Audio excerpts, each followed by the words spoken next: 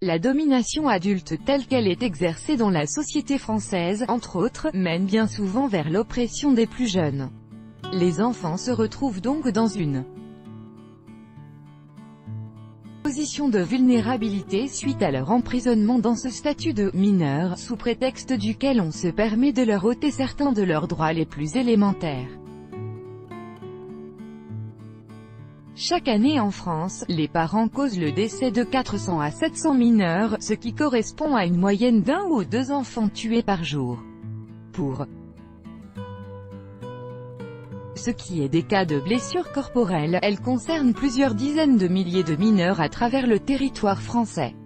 Sachant que dans 93% à 96% cas d'abus, qu'ils soient physiques ou mentaux, les parents sont les coupables. Une fille, qui aura droit aux pires familles. Notre histoire nous ramène en 2004, dans une banlieue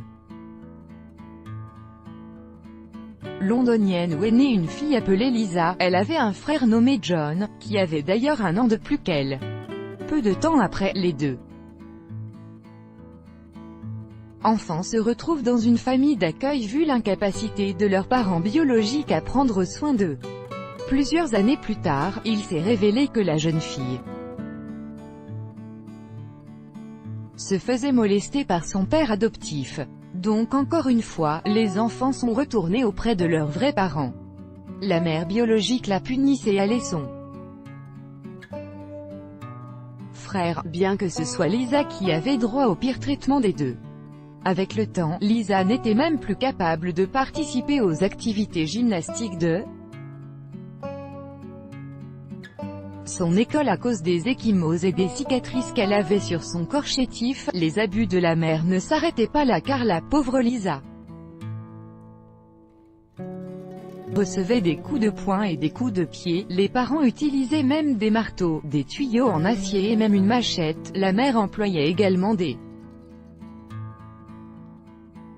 mots comme salope, monstre et putain pour parler de sa fille.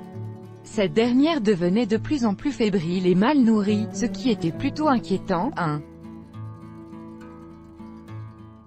jour, la mère a frappé Lisa tellement fort qu'elle s'est cassé quelques os de la main. Ainsi, après l'hospitalisation, les services sociaux ont commencé à avoir des soupçons. 2 semaines après l'incident, ils ont décidé de leur rendre visite et ont vu que le garçon était en bonne santé. Mais ils savaient que quelque chose n'allait pas. Le garçon a secoué la tête quand ils l'ont interrogé sur sa sœur.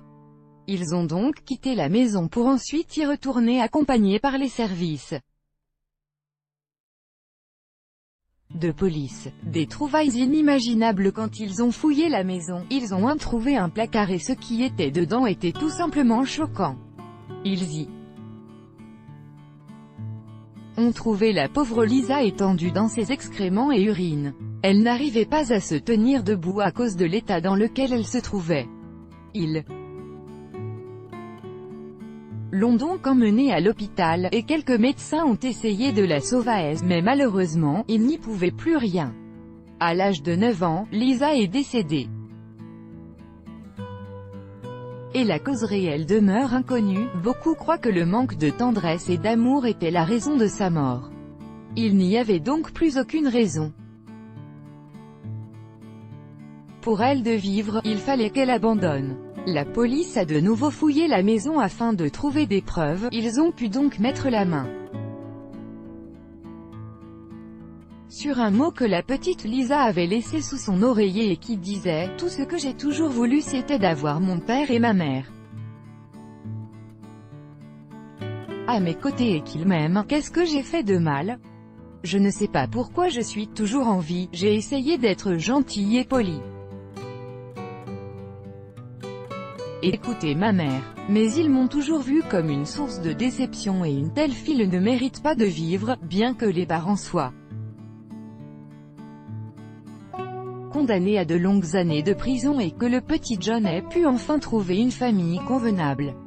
Cette histoire à fendre le cœur devrait tout nous secoué pour nous rappeler que le fait d'être parent n'a jamais voulu dire priver son enfant de sa vie et de son bonheur, mais plutôt d'être responsable de lui et de le protéger.